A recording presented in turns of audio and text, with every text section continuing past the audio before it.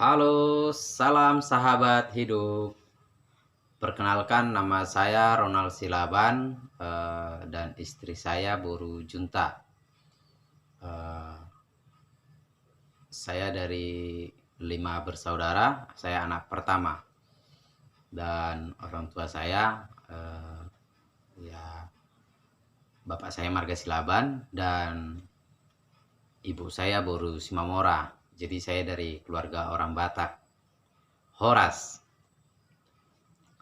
Eh, Kehidupan saya ya bersama orang tua, waktu dari kecil saya sudah diajarkan orang tua saya untuk beribadah gitu, sekolah minggu, waktu SD gitu. Dan waktu sudah SMP saya juga ikut pemuda, dan saya waktu itu orang tua saya bergereja di GPDI begitu. Setelah saya tamat tahun 2001, saya pindah ke kota. Orang tua saya tinggal di pedesaan. Saya pindah ke kota dan waktu saya pindah ke kota yaitu tahun 2004, saya merasa senang gitu ya, karena pindah ke kota ya, ingin menikmati lah begitu. Saya ngekos, di situ saya mulai bandal waktu saya sekolah SMK ya. Bandal lah karena di SMK teknik ya, jadi laki-laki semua.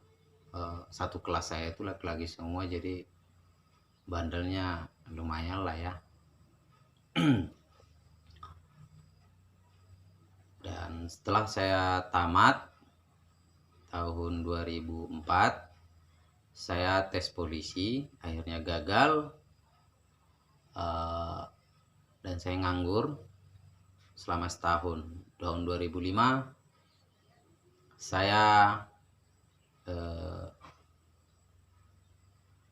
coba masuk universitas, yaitu dan diterima di sebuah universitas, ngambil fakultas hukum begitu.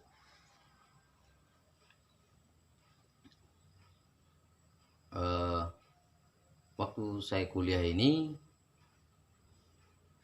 hidup saya makin parah lah, bahkan makin parah itu bahkan makin jauh dari Tuhan begitu. Jauh dari Tuhan ini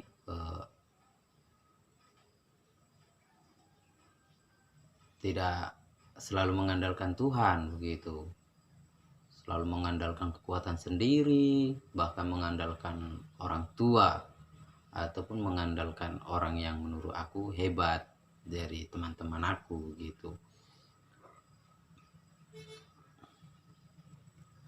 Waktu saya mau masuk kuliah, orang tua saya pernah membawa saya ke dukun.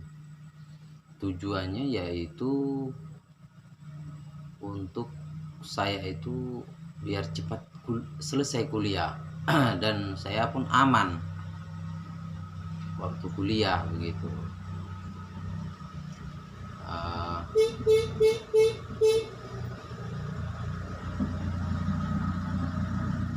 Pertama itu di situ waktu saya dibawa ke dukun itu saya bertolak belakang sih, hati saya kok sampai seperti ini gitu. Tapi karena saya menghargai orang tua saya, ya saya ikuti aja. Saya nggak mungkin buat malu orang tua saya kan waktu itu gitu.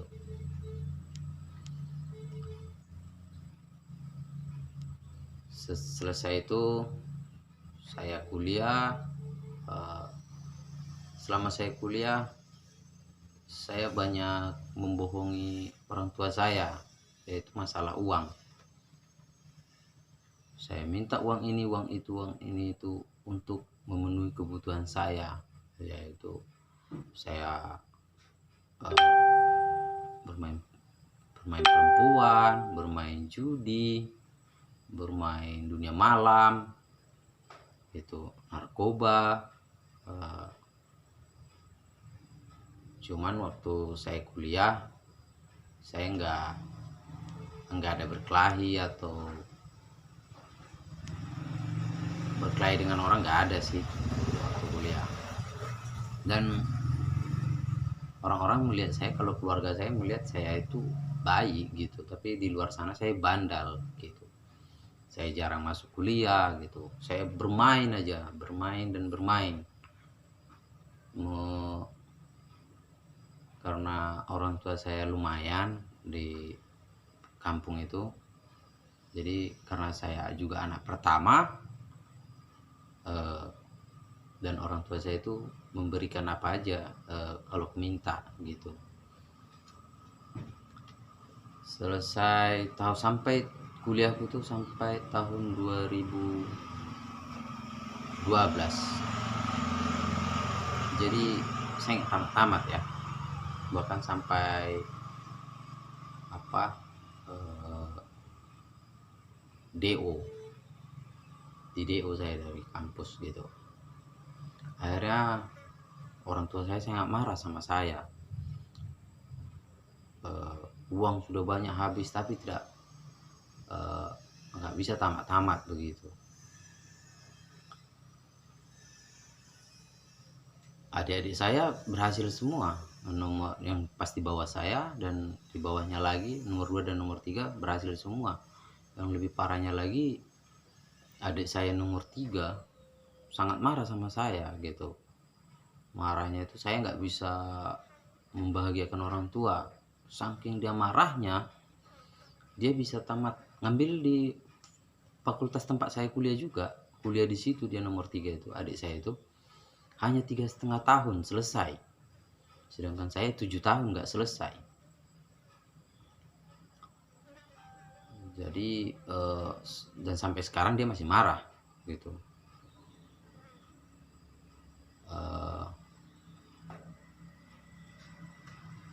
Di tahun 2012 orang tua saya itu sudah marah sekali sama saya, dan saya pun akhirnya bilang ke orang tua saya, udah saya nikah aja, saya bilang gitu. Kata orang tua saya, oke, menikah gitu.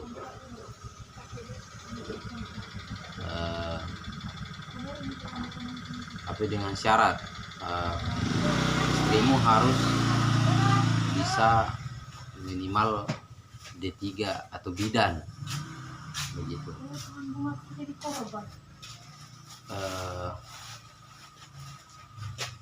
Atau sarjana begitu. Jadi saya ada juga dijodohkan orang tua saya gitu. Saya ikuti. Tapi waktu itu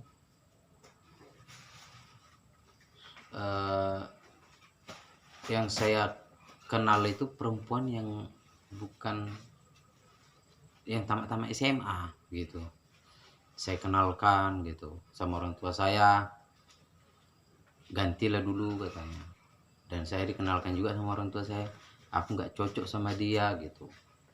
Jadi banyaklah jadinya perempuan itu, dan saya pun jadi merasa bersalah juga sama perempuan ya kan, karena mengecewakan mereka begitu. Terus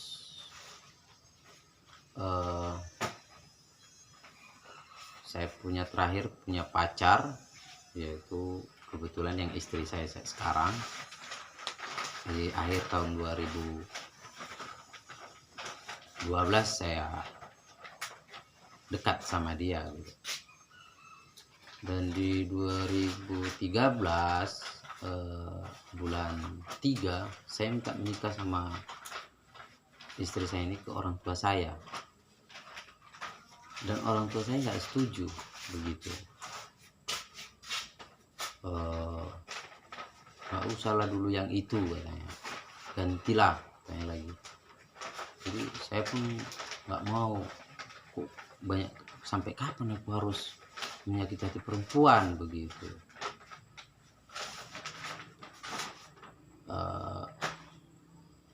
pas pertengahan kalau nggak salah bulan 5 atau bulan 6,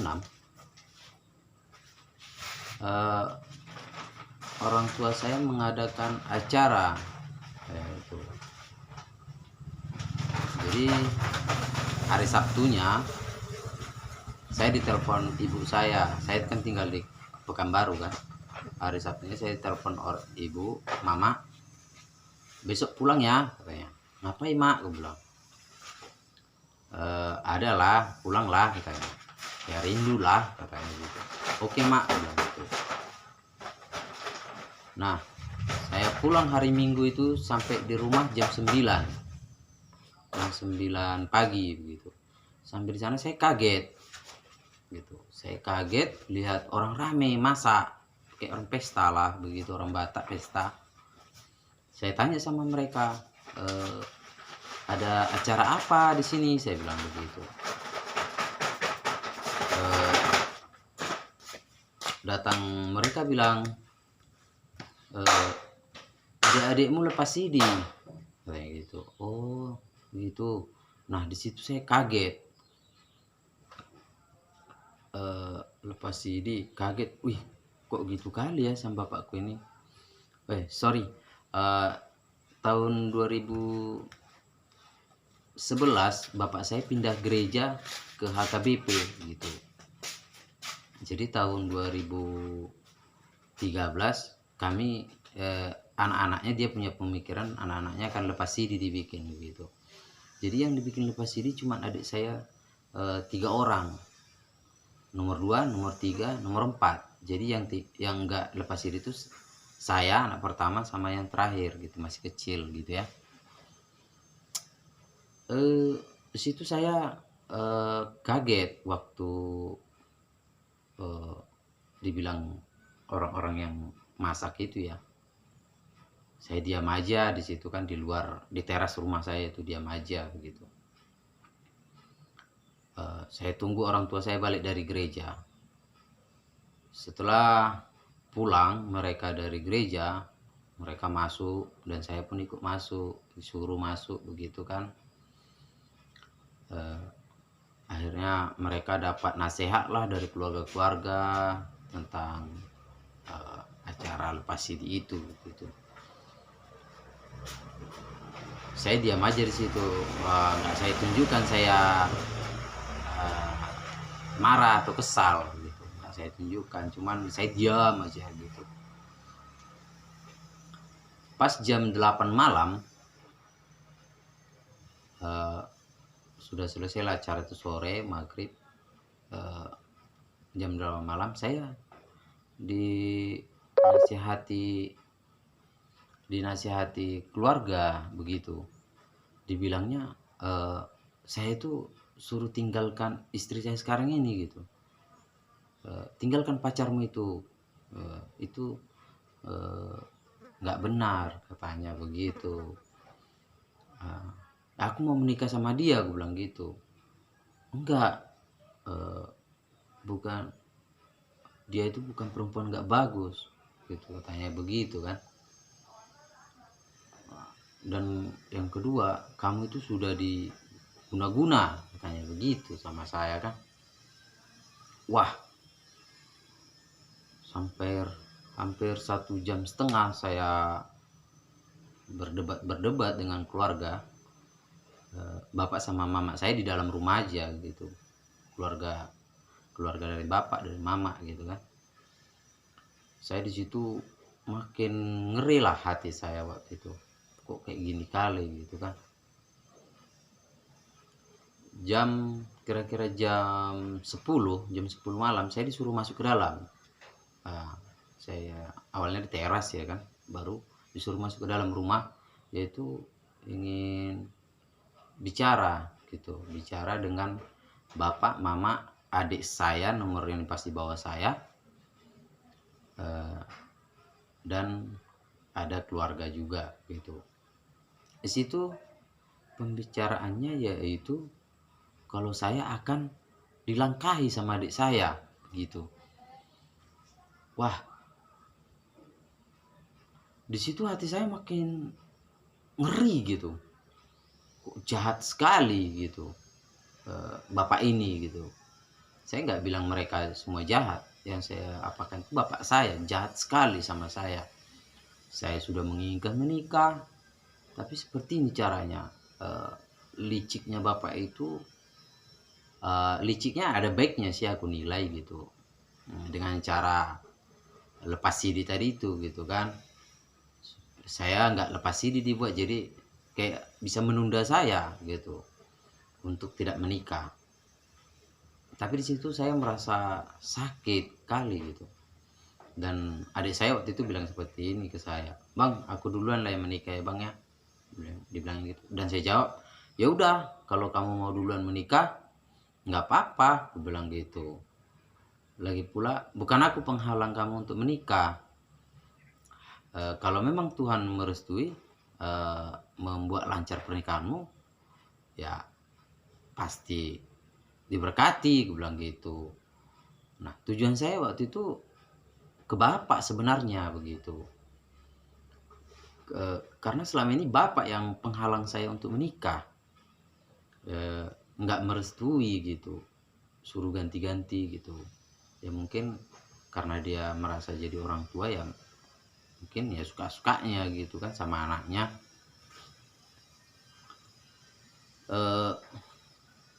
Saya waktu itu pokoknya hati saya sangat sakit dan kesal, benci, marah semua di situ pada malam itu. Selesai lah itu acara di pembicaraan itu jam 12 malam. Akhirnya saya nggak sanggup di rumah orang tua saya lagi, dan saya ambil keputusan saya mau lari dari rumah gitu, mau pergi dari rumah. Jam 12 malam itu akhirnya saya permisi sama mama saya, "Mak, aku pergi dulu mak ya," bilang gitu. "Mau kemana kau nak?" kan. "Aku mau ke Pekanbaru," bilang gitu. "Ngapain malam-malam gini jam 12 malam? Udah malam loh ini," katanya. "Udah nggak apa-apa mak, lagi pula aku mau menenangkan pikiran," bilang gitu kan. Kayaknya dia mama saya udah ngerti gitu kan. Dan di situ akhirnya saya berangkat. Mereka tahan sih, cuman aku tetap aku berangkat, bilang gitu. Nah, waktu itu saya berangkat naik motor.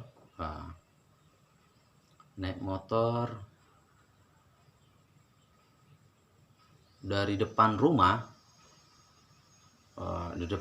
depan rumah jalan itu ya. Dari jalan itu saya langsung pakai helm, langsung saya nangis gitu. Jadi selama perjalanan saya nangis. Lebih kurang 2 jam saya nangis dalam perjalanan dari depan rumah sampai sebuah jembatan Sungai Siak gitu.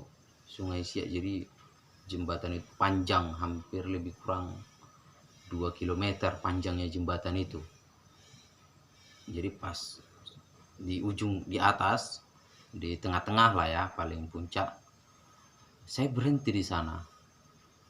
Jadi selama perjalanan tuh, selama 2 jam saya nangis, sekuat-kuatnya saya nangis, saya kupas semuanya, saya maki semuanya dalam ketangisan saya lepas semua, saya caci maki semua, bahkan saya juga marah sama Tuhan, "Mana dirimu Tuhan?" saya begitu. Saya, kakek saya sama nenek saya yang sudah meninggal pun saya bilang mereka itu nggak bisa mendidik anaknya, yaitu bapak saya gitu. Kok jahat kali sama aku begitu.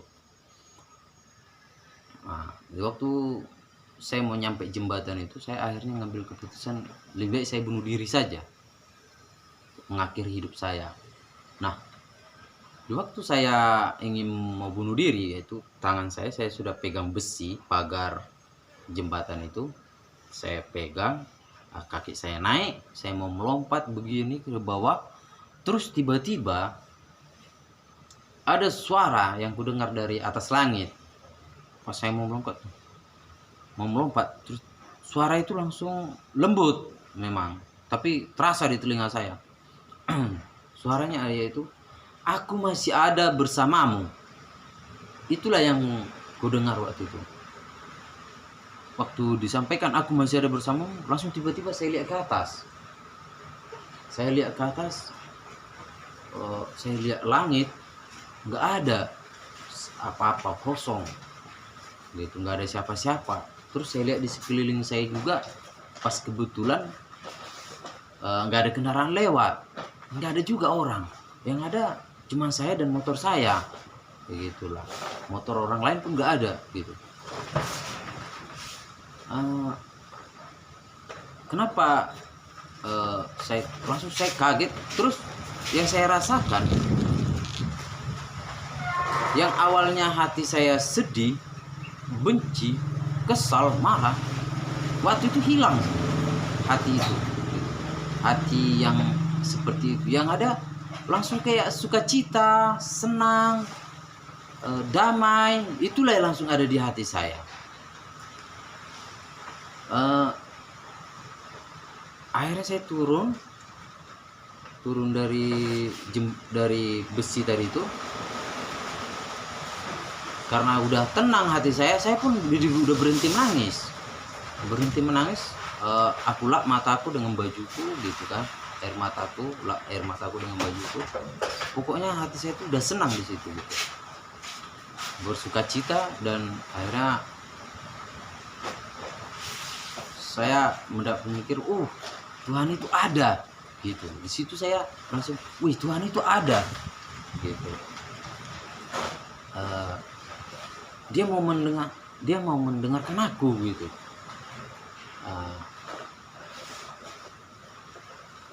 Langsung saya naik motor lagi.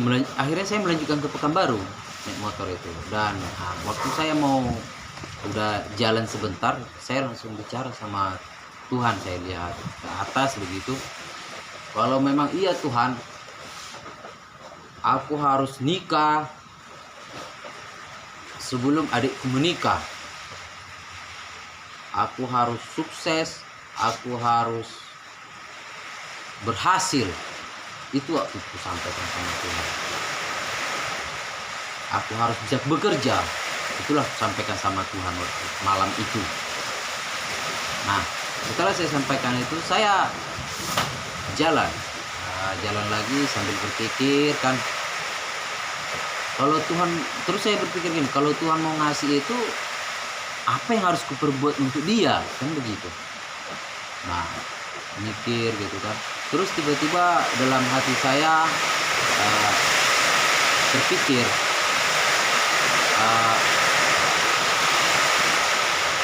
tentang doa Bapa kami yang di surga.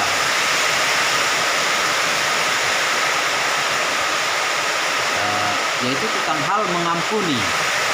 Jadi saya sampaikan sama Tuhan, oke Tuhan, aku akan mengampuni semua orang yang bersalah buat aku.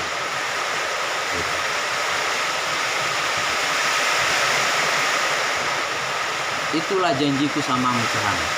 Kita bilang seperti itu, aku akan mengampuni. Nah, berjalannya waktu, saya balik ke Pekanbaru dan akhirnya dapatlah di bulan 7 tahun 2013.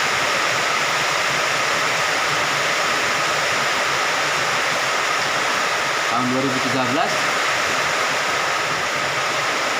saya dapat kabar bahwa adik saya akan menikah tanggal 8 bulan 8. Semenjak malam itu saya nggak pernah balik lagi ke rumah. Tanggal 8 bulan 8. Jadi yang ngasih makan saya yaitu ya istri saya sekarang. Dia kan dulu bekerja, jadi makan apa adanya aja saya nggak bekerja. Saya dapat itu, akhirnya saya sampaikanlah ke mertua saya, ke calon mertua saya waktu itu ya. Saya bilang saya mau menikah, adik saya nanti mau menikah bulan 8, saya bilang begitu. Dan mertua saya kaget, kagetnya gimana ya, kayak nggak terima begitu. Wah, bisa sampai seperti ini gitu. Dan saya bilang ya harus menikah begitu. Itu aja yang saya sampaikan. Saya harus menikah sebelum adik saya menikah begitu. Dan mertua saya pun akhirnya bertanya sama calon boru, sama anaknya gitu kan, borunya, kau mau nikah sama dia begitu, dibilang kan, mau katanya. Nah, karena seperti itu akhirnya berjalan dengan